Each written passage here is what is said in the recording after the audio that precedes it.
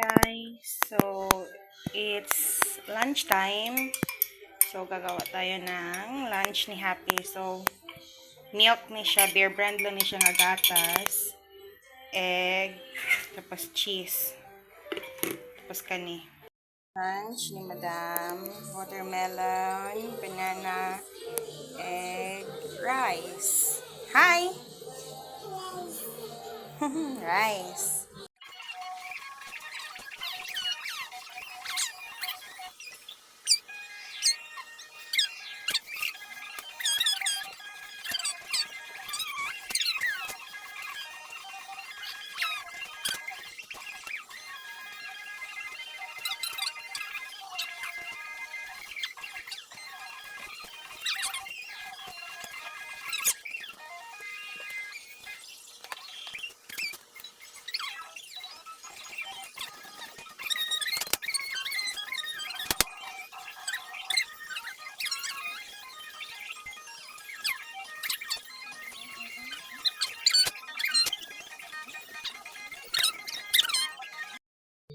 Ano? Done na daw siya. Ito na.